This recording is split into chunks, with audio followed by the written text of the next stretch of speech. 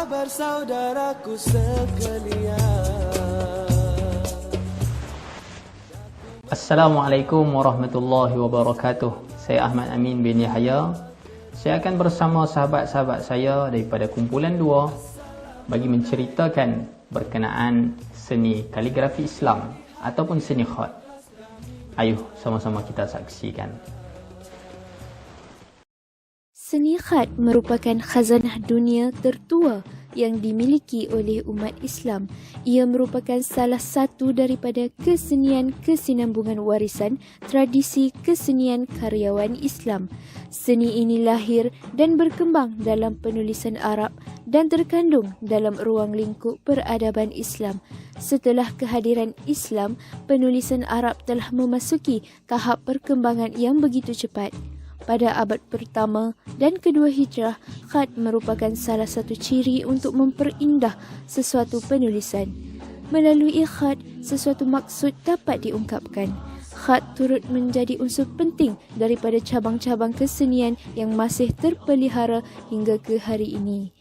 Khat ialah perkataan Arab yang bermaksud garisan.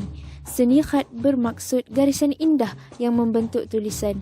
Ia juga bermaksud tulisan-tulisan atau kitabah yang terikat dengan peraturan dan kaedah yang telah dikaji dan ditentukan oleh mereka yang terlibat dengan kemajuan seni. Tulisan-tulisan Arab pula mempunyai nilai dan kaedah tertentu yang mempunyai estetika yang tinggi. Seni khat bukan sekadar wacana penyampai maklumat tetapi mengandungi nilai-nilai abstrak yang disimpulkan dengan kehalusan, kelembutan, kesinambungan, perhubungan, pergerakan, keharmonian dan sebagainya. Okey, bismillahirrahmanirrahim. Saya akan sambung perbincangan seterusnya iaitu berkenaan dengan seni khat sebelum dan selepas Islam. Okey, sebelum kedatangan Islam, bangsa Arab menulis tanpa menggunakan seni khat yang rapi dan cantik sebagaimana pada hari ini. Namun begitu, tulisan-tulisan mereka adalah asas kepada kelahiran pelbagai jenis khat yang cantik dan berseni. Kesemua tulisan tersebut telah digunakan untuk catatan sebelum dan pada awal kebangkitan Islam. Tulisan Arab sebelum zaman di era Empayar Muawiyah adalah tidak berbaris serta tidak bertitik. Bahkan mushaf Al-Quran yang digunakan oleh masyarakat Arab ketika itu masih khat khufi mushaf. Secara umumnya, khat tersebut sukar dibaca oleh masyarakat selain Arab. Setelah kerajaan Islam semakin berkembang di luar tanah Arab, timbul masalah dari segi pembacaan Al-Quran disebabkan wilayah-wilayah baru Islam bukanlah berbahasa Arab. Pembacaan Al-Quran dengan menggunakan khat khufi mushaf agak sukar difahami.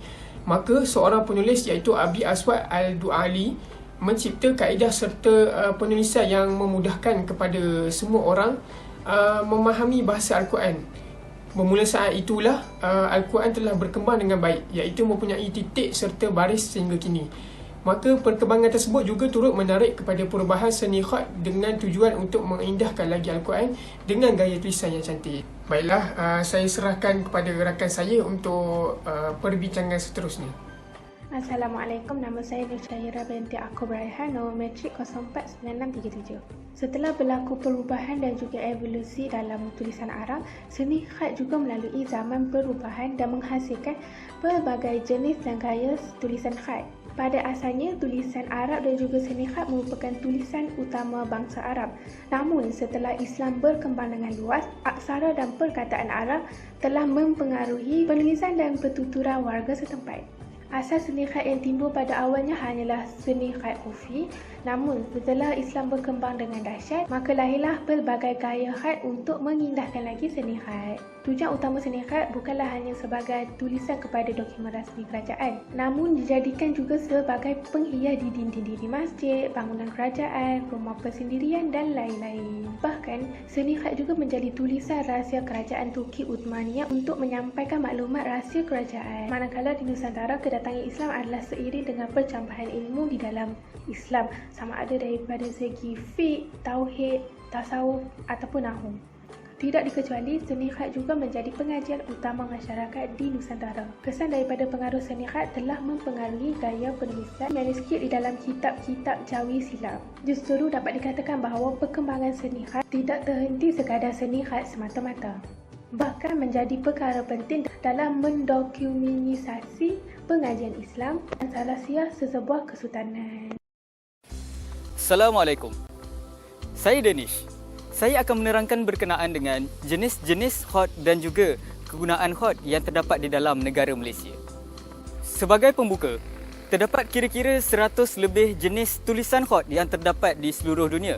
Namun kini daripada kesemua jenis tu yang paling terkenal adalah tulisan khot kufi, khot sulus, khot nasah, khot ta'liq atau dikenali sebagai tulisan khot farisi, kemudian khot diwani dan juga khot rika'ah.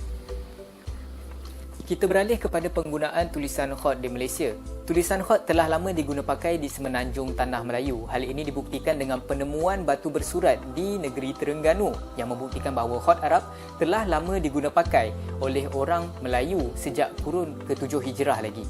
Pada zaman keagungan pemerintahan Kerajaan Melayu Islam, seni khot diabadikan di atas wang emas, cokma, cokmoho, pingat dan bintang kebesaran serta menjadi tulisan rasmi dalam sebarang urusan kerajaan, terutamanya pada zaman pemerintahan Sultan Muzaffar Shah dan juga Sultan Abdul Jalil Shah. Di Malaysia, seni khot telah berasimilasi dengan budaya masyarakat Melayu. Sebagai contoh, ayat Al-Quran diukir bermotifkan tumbuh-tumbuhan yang berpusing-pusing ke kanan dan ke kiri. Tulisan khot juga diabadikan di atas tenunan songket dan hiasan, menambahkan lagi keunikan penggunaan khot di Malaysia. Sudah semestinya kita tidak asing daripada seni tulisan khot yang menghiasi dinding-dinding masjid dan juga surau. Bukan itu sahaja, malah tulisan khot juga dapat kita lihat pada papan-papan tanda jalan dan kedai-kedai terutamanya yang terdapat di negeri Kelantan dan kawasan yang berada berhampiran dengannya. Hal ini menjadi bukti kepada penerapan seni tulisan khot ke dalam budaya terutamanya masyarakat Melayu di negara Malaysia. Namun apa pula pandangan informan kami iaitu saudara Asfar bin Ahmad sebagai seorang karyawan seni khot yang pernah mewakili negeri Kedah pada tahun 2015 berkenaan sumbangan seni khot dan harapan beliau terhadap bidang seni kaligrafi ini. Sumbangan seni khot yang paling besar kepada Islam ni adalah penulisan wahyu lah.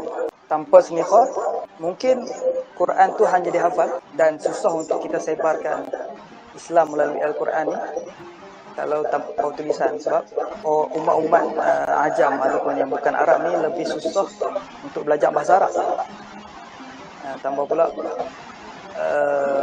bahasa Arab ni dia banyak simbol-simbol macam baris-barisan.